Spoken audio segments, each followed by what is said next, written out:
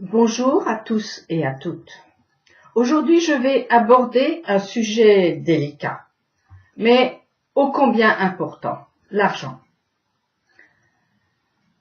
Je sais, pour certains, cela est tabou, car il semble être la cause de beaucoup de vices et de malheurs. Pourtant, ne pas en parler ne va pas le rendre plus fréquentable, bien au contraire.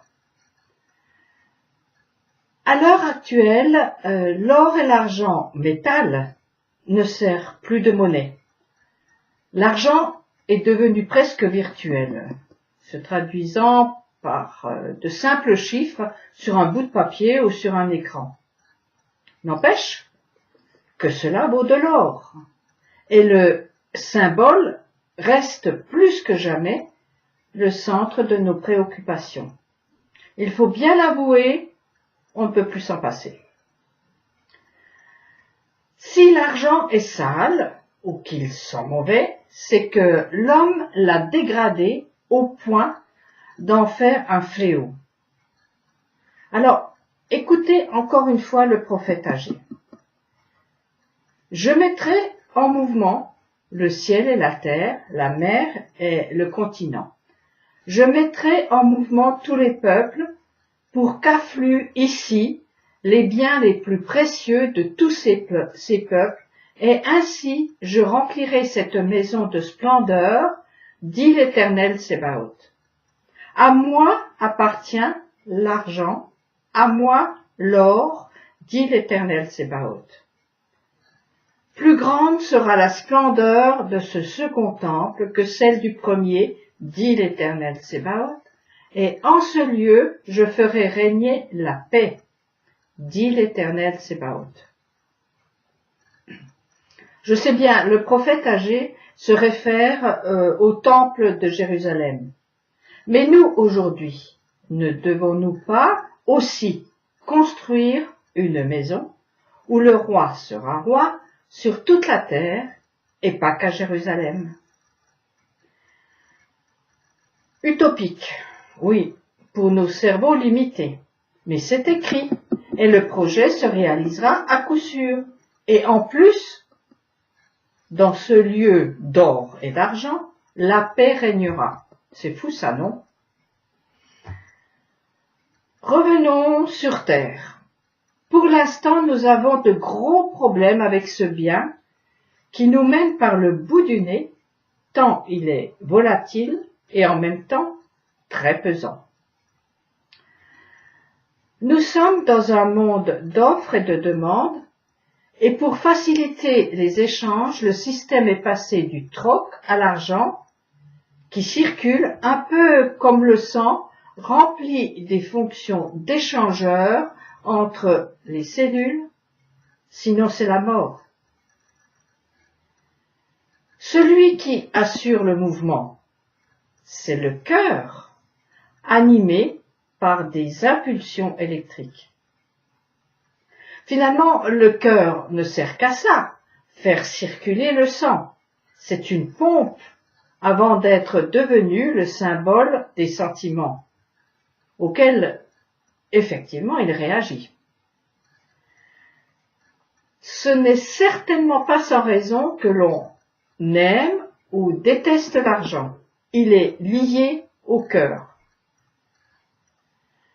Quel que soit notre amour ou notre haine, pour que le système puisse fonctionner, il faut que le sang circule dans le grand corps qu'est la société.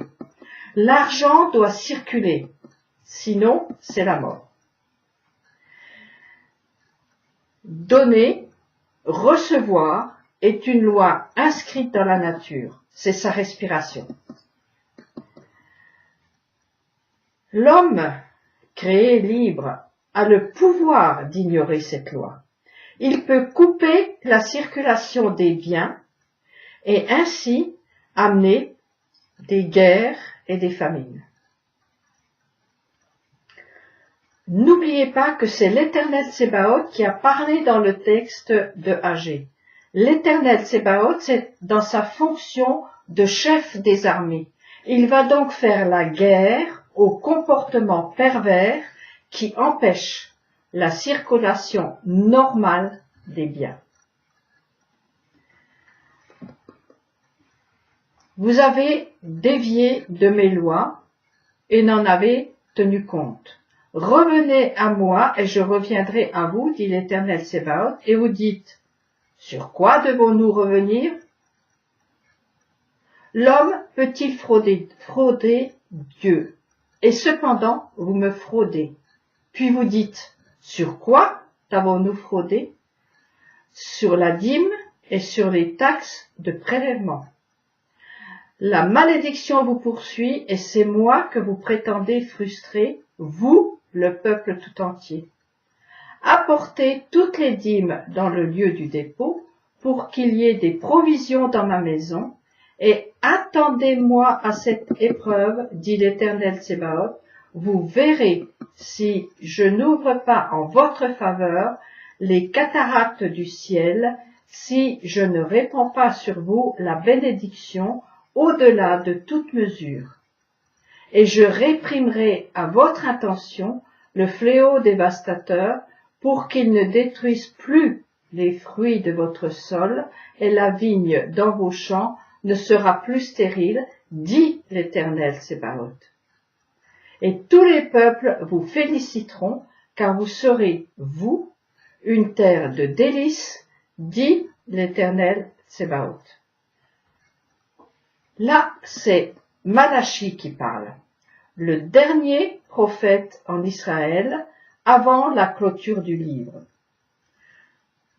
Tout ce qu'il dit est comme le testament d'un père, rassasié de jours, qui met une dernière fois en garde ses enfants contre les fléaux les plus graves qu'il faut éviter. Revenez à moi et je reviendrai à vous, dit l'Éternel Tsebaoth. Et vous dites, sur quoi devons-nous revenir? Nous parlons toujours de revenir à la Torah ou à Hachem. Alors, nous nous attachons à l'étude, à la prière, à des actions en tout genre, et nous oublions les mots du prophète Malachi. Sur quoi devons-nous revenir? L'homme peut-il frauder Dieu? Et cependant, vous me fraudez? Puis vous dites, sur quoi avons-nous fraudé? Sur la dîme et sur les taxes de prélèvement. Étonnant, non? Là aussi, il y a un système où le sang argent doit circuler pour qu'il y ait vie. La malédiction vous poursuit et c'est moi que vous prétendez frustrer, vous, le peuple tout entier. La malédiction, n'est-ce pas le contraire de la bénédiction, l'inverse de ce qui est recherché en revenant? Oui, vous revenez, mais vous fraudez, parce que votre cœur fait de la rétention d'argent. Il ne donne pas. La loi naturelle de donner et recevoir est bafouée. Et vous voulez être béni? Vous fraudez. Dit autrement, vous volez. Dieu n'a pas besoin de notre argent. L'or et l'argent sont à lui. Mais il a besoin que notre cœur fonctionne. Le cœur est une pompe, pas un réservoir, ni une source. Il doit puiser et donner. C'est un système voulu par le Créateur qui veut être reconnu et aimé librement. Cette métaphore du cœur est utilisée par les voleurs pour s'amender de leurs obligations matérielles et pratiques en prétendant que la circoncision du cœur, c'est l'essentiel. Sans une circulation réelle entre le ciel et la terre, entre les hommes, la maison ne peut se construire. Il n'y a pas d'or et d'argent. Tout reste dans les coffres. Les cœurs sont fermés par des codes que seul le propriétaire connaît. Il n'est pas fortuit de parler de secret bancaire et de secret médical parce que l'argent et la santé font partie des secrets des cœurs. Je pense que vous voyez où je veux en venir. Voilà. Ne pensez-vous pas que de venir chercher des enseignements, des encouragements, des matériaux de construction chez les maîtres d'Israël pour se construire, c'est frauder en venant les mains vides? Certes, l'homme, l'enseignant est volé, car il donne ce qu'il a en magasin. Mais c'est Dieu qui se dit volé. L'homme peut-il frauder Dieu? Cependant, vous me fraudez. Puis vous dites, sur quoi t'avons-nous fraudé? Sur la dîme et sur les taxes de prélèvement. Une graine volée ne germera pas. La malédiction vous poursuit, dit l'Éternel Tsebaoth. Peut-être ne faites-vous pas le joint entre la fraude à la dîme et les malheurs, petits ou grands, qui vous arrivent. Réfléchissez à votre manière d'agir, disait Agé. À force d'accumuler des dettes, l'huissier vient et emmène tout. Le maître du monde est juste. Il prend soin de celui qui donne sans attendre de retour.